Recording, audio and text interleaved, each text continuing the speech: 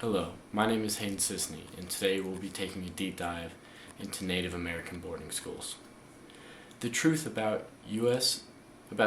Indian boarding schools policy has largely been written out of the history books. There were more than 526 government-funded and often church-ran Indian boarding schools across the U.S. in the 19th and 20th century. Indian children were forcefully abducted by government agents, sent to schools hundreds of miles away, and beaten, starved, or otherwise abused when they spoke their native language. This was said by Mark Lambert from the University of Chicago. In the American West during the 1800s, the U.S. government and religious groups collaborated to create Native American boarding schools designed not to educate but to assimilate. The Civilization Fund Act of 1819 was a key piece of the system. It provided federal money to religious organizations, mainly Christian churches, to operate schools that aimed to civilize Native American children. My driving question: how did the Civilization Fund Act affect Native American boarding schools and how they were run? This question matters because it reveals the destructive power of religious influence and federal policy working hand in hand to erase Native American culture and impact Native communities, as we are still trying to fix today. Slide 3. Background and context. As settlers pushed west, they wanted land, but not the people who lived on it. So, instead of war, the U.S. turned to assimilation. Boarding schools became cheaper, civilized alternatives to violence. The goal: kill the Indian, save the man. This photo is presented by Carlisle Institute, the Native American boarding school.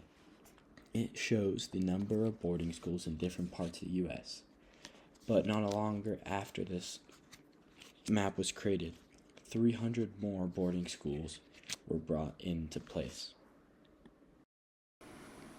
To make this possible, the government needed help. The Civilization Fund Act allowed them to partner with Christian missionaries to open and run these schools. These weren't centers of learning, they were factories of forced culture. Slide 4. The Civilization Fund Act role. This act states, an act making provisions for the civilization of the Indian tribes. This law made it clear the goal was not to educate but to civilize. Defined by whites and Christian standards, by 1824, 32 schools were funded through the act, serving over 900 Native children.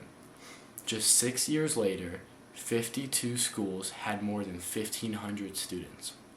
The Bureau of Indian Affairs, created within the Department of War, managed this funding and helped funnel money to the religious groups. That tells you something right there. Education was considered a matter of war. Slide 5. Religious influence and harmful practices. Because Christian institutes ran these schools, Native culture was not just seen as different, but as evil. As scholar Mark Lambert writes, cultural assimilation and conversion to Christianity were effectively synonymous concepts. Native languages, ceremonies, and even traditional clothing were forbidden. Children were punished, sometimes violently, for practicing their beliefs. And because healers and spiritual leaders were seen as threats to Christianity, the trauma ran even deeper. This wasn't just an education, this was spiritual warfare. This image was from Sherman Institute in Riverside, California.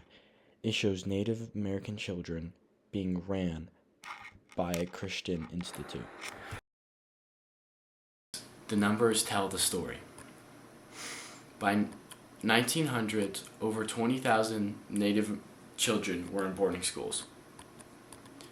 by 1925, that number had tripled to nearly 61,000.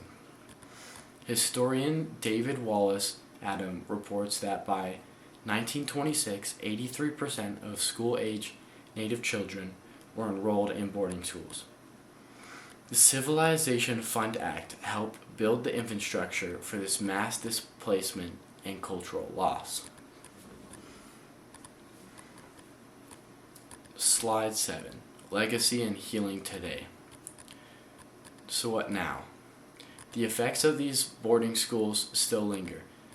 Many Native American languages and traditions were lost. Generations of trauma still persist. But there is hope, such as when we talked with Daniela Seawalker. She told us there are still Native speakers that have been learning and growing in her community. So far, they've had 2 people become completely fluent. This image shows a classroom of people being taught native language they once lost. This relates back to Daniela Seawalker and how she was talking about people regaining their knowledge of her Lakota language. Slide 8. Conclusion and call to action. In answering my question, how did the Civilization Fund Act affect Native American boarding schools? We've seen how money, religion, and policy combined to erase Indigenous identity under the mask of education. My call to action is to support Native American-led education, fund language revival programs, and listen to Indigenous voices. We can't change the past, but we can choose what kind of future we help to create. As the boarding school healing coalition say, truth, healing, justice. Let's start with the truth. Thank you for watching.